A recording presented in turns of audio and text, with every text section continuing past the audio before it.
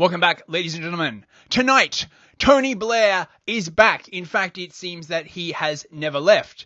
Despite dragging the UK into the Iraq War and being basically one of the shadiest globalists you could ever hope to meet, Blair has never really faced any consequences for any of the shady stuff that he is involved in, allegedly. And now, after leaving office, he formed the Tony Blair Institute for Global Change. So basically, he was Globo Homo before it was trendy. He was one of the original Globo Homos, as it were. Now, Blair has always wanted digital ID. You go back, and after he was out of office, he keeps popping up every few years to say, hey, you know what would really solve this problem? If everybody had digital ID. It's like his go-to answer for everything. And now he has teamed up with ex-Conservative Party leader William Hague in order to come back and present a new vision for Britain, which just happens to involve digital ID. It's just the center point. Now, there's a lot of other creepy stuff in this report. I'll sort of like go through it. But here, to just give you a flavor, are some of the video clips that were generated by his new announcement.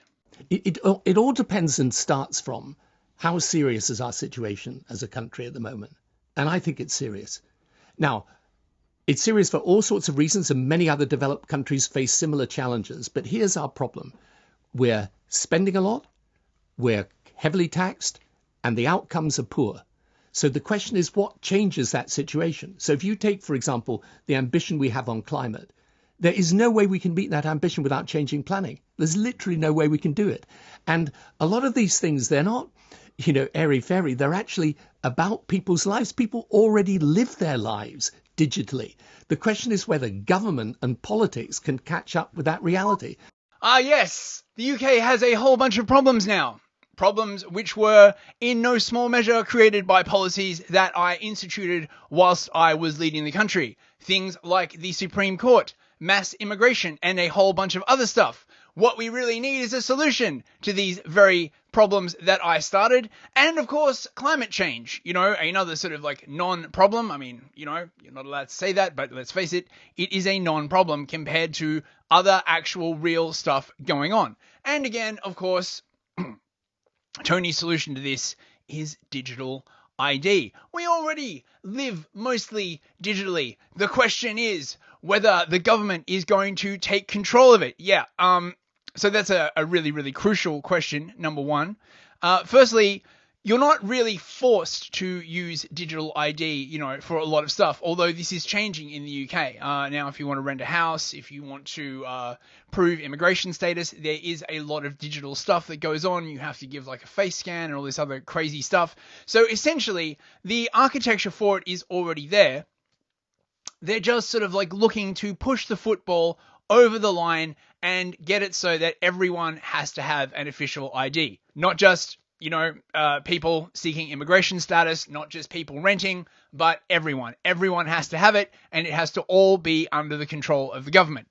And if you don't think there's anything wrong with that, I have a lovely bridge that I would like to sell you. I cannot seriously believe in current year that people actually trust the government. And look, I've read through like a fair bit of this thing. There are some like good bits in it, He wants to do micro-nuclear reactors and lots of R&D, and, I'm in principle okay with that stuff. The problem is that another thing that it says in this report is that government is too slow and it doesn't understand the technical problems enough. So what they really, really need are small teams of experts who could override government decisions. Basically, a sort of technocratic coup where you place sort of, technocrats that you control at these certain junctions of government in charge of very fast-paced or developing technology so that you can control it. And of course, under this rubric, you would be able to make sure that technology only adheres to the climate change stuff. You would be able to control AI. He's very, very, very into AI. He basically wants a new style of government where, AI runs everything, right? Like runs the healthcare system, runs traffic, runs all this stuff. And again, if you can't see problems with this, right, I have a bridge to sell you. I would be skeptical enough of this whole approach simply because of the newness of the technology, right? If it's proven somewhere else, Okay, give it 10 years and then, okay, maybe talk to me about it. I would perhaps consider it. But the examples that they are using to say that, oh, this stuff works is Estonia and Ukraine, right? Neither of which are like very, very huge countries, presumably because the other country that you could use as a comparison is China. And no one wants to make that comparison because they have taken this technology and turned it into the absolute worst outcome. Everyone has a social credit system and now a COVID pass, and you can be denied all kinds of rights by the government just flipping a switch. But given the actions of the current government and the government before it, right, and just generally the UK government over the past 20 years, I cannot believe that anyone would trust them with this kind of stuff. It is far too powerful for a government. It is far, far too powerful. Where are the limits on their control? Oh, they'll say, oh, yes, there are privacy concerns. Dude, this whole thing is going to be built in obscurity, right? It won't be open source. It won't be public. There'll be like proprietary stuff in it. They will build backdoors into it, certainly, because anyone who has a backdoor into such a system could do whatever they wanted. They could create fake people, fake records, fake houses, fake loans. They could funnel money to anyone, anywhere. They could like literally do anything to you. You know, suddenly we've got a mental health check about you. Oh, we need to take your house. We need to take your kids. It would give them an inordinate amount of control to anyone who had queered such a centralized system. So it's a bad thing. There was also this presentation that he did next to William Hague. Let's watch. Where does Britain find its niche in this new world? So this isn't utopian. This is real world things that are happening. And the country's got to, in a sense, what we're trying to do is to say to the political class, look, I know all the other issues you're talking about and all the usual events, crises and scandals that come in and out of the political scene every day.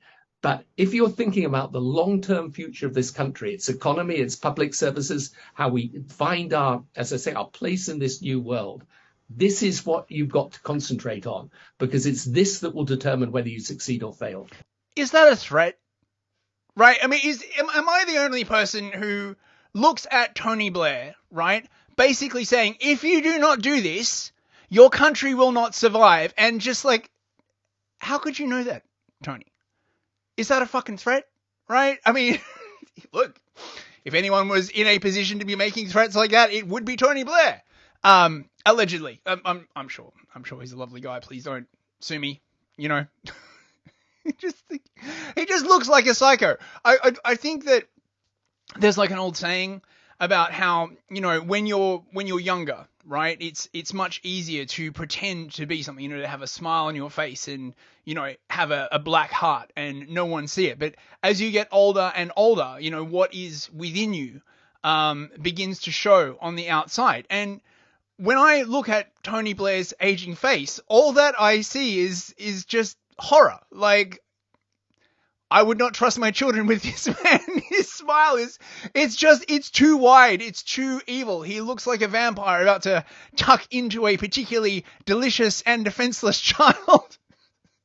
Or possibly into your tax dollars and human rights. You know, maybe, you know, the human rights of many children. Maybe that makes for a more delicious meal.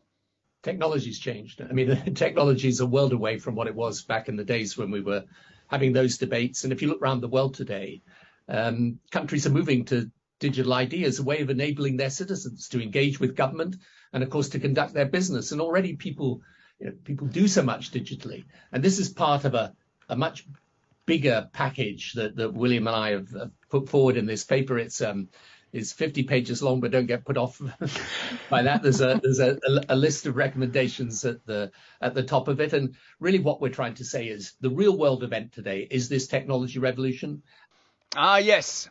The 50-page report. I read it. It was mostly boring. And it seemed to me like the classic trick of burying a bunch of horrific stuff in a bunch of like good sounding things in the hope that people will take the whole thing on and not notice. As I was saying, it's very much like, oh yes, we need to level up Britain. Oh yes, we need to, you know, put more money into science. We need to enable, you know, nuclear reactors. Although, you know, that was like a very, very small part of it. You know, climate change, all of this kind of stuff. No mention of immigration at all. But lots of mentions of, how slow government is, how the state needs to be reformed, how it has to become a new sort of digital state run by AI. Yes, under... Has this ever been tested anywhere? What, you're just gonna... I guess what, after the whole COVID thing, it's basically become assumed that you can just test new systems of government on entire countries. Like, my worry, of course, is that this is going to be Labour's next platform. Tony Blair, of course, was, very much a Labour man, even though he's, distinctly Globo Party, basically, at this point. And I think it's entirely possible that in order to sell the idea of a cure to many of the problems, as I said, that Tony Blair had a hand in, Labour will eat up some or all of this stuff, particularly the economic sort of side of it, right? Which is that we can make Britain great again, essentially, by being the future of technology, the new digital state. So there'll be like much more funding for like R&D, and as I was saying, much less oversight on what you can and can't research, and more private experts put in government to make sure that government doesn't block projects that they want, that, the government moves nimbly. Now, there are, of course, two ways of looking at this, right? And, I mean, this is possibly why he teamed up with Mr. Hague, who's a conservative, because, if you're trying to sell this argument to conservatives, right, what you'd say is, oh, yes, it's very free market, and, there's too much government interference, and we need to, like, let the UK, go about its business and be, like, the future, right? If you were selling it to Labour, right, you could basically say, we need more public services, we need better public services, you know what I mean? It's basically in this as well, we need more targeted public services. This is why, we need digital ID, to make sure for the poor, you know what I mean? For the left behind, for the minorities, for the marginalized. That's why we need digital ID. That's why we need a digital Britain. All of the best policies work like this, right? They have two interpretations that you can sell to both sides of the aisle. So it sounds good for everyone, essentially. And then no matter what party gets in, you can be assured, or, make it happen, that some parts of your platform will be co-opted. And it's the 21st century equivalent of the Industrial Revolution. And unless we as a country understand, and the politics of the country understand this revolution and try and harness it properly, then we're going to get left behind. William Hague, is it fair for, clearly we want to be technologically articulate in the future, but there are some people who will say, well, hang on a second, does the government have a good record when it comes to gathering our data and keeping it safe? Oh, good question, Times radio journalist, reporter. Of course, everybody already knows the answer to this. No, the government are fucking terrible at collecting and keeping data secure. Well, that will be a very important consideration. Of course, as Tony was just explaining, there are reports about dozens of other things as well as that. But Oh yes. That will be a very important consideration, which in government speak means fuck off, right? We're not doing anything about it. Something being an important consideration is basically saying, oh, well, we'll do some stuff to mitigate it, but, no, because obviously, right? The government controlling all this data is basically the entire point. So they can't do without that. They can't suggest any other ways where these services could be enabled, maybe through private hands on a voluntary basis, for example. I mean, almost as hideous, but still not quite as hideous. At least decentralized databases, if there's like 11 or 12 of them, people are like, oh, they don't talk to each other. Yes, but also they don't talk to each other. It's a blessing and a curse. It may take longer in order to deal with all of the organs of government, but it is also going to take longer for anyone trying to compile info on you, or anyone trying to hack your info, or anyone trying to screw with your ID in order to get there, right? If this thing goes ahead the way they want, then presumably one single login ID, right, would be enough to access every single piece of data on a citizen, right? Their income tax, their medical record, their criminal history, their religion, gender, race, literally everything about them. That is fucking terrifying. And not only is it terrifying, like, just for the civil liberties concerns, but if you start hooking this up to AI, God knows what is going to happen, right? If you get all of this data and you feed it into an AI, and then you go to the AI and say, hey, we really want this thing. We really want, I don't know, everyone to stop talking, everyone to start believing in climate change, or everyone to, take the vaccine, or everyone to give us more money. Who knows what the AI is going to, like, spit out? Probably something extremely evil, and probably something that would bloody work. One of the ways to redesign the state around technology is to make sure this is the way that you show your identity. People are having to do that in so many different ways at the moment. And Estonia, for instance, has created a very good system of this. People are saving, on average, about 5 working days of their time. Look at Blair's face, mate. If only he knew how bad things really are. Oh my God, that's fucking... Is he looking at someone off camera?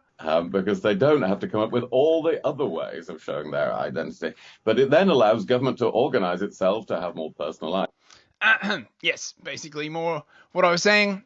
Tony Blair just looking incredibly crossy and pissed off. That seems to be his resting face. He has resting terror face, I guess you would call it. Resting vampire face. Anyway, we're nearly at 18 minutes now. I was going to go through more of the actual document, but it's boring, and I have been reliably informed by my viewers that listening to me read impenetrable lines of government policy documents is not as exciting as hearing me basically summarize stuff all up. So if you've got any questions, leave them in the comments. I will do my best to answer. I will leave links, of course, to the actual policy document from the Tony Blair Institute for Global Change. Global change. A new national purpose. Innovation can power the future of Britain. Fuck off! Just fuck right off. I've seen what kind of future you people want. I'm not impressed, right? Can you just relax for a bit? I guess it's not to be. Anyway, if you enjoy me ranting about this kind of stuff, please like, share, and subscribe. If you're watching me on Rumble, please make an account and subscribe. It really helps. Thanks very much. I'll see you in a couple of days. Good night.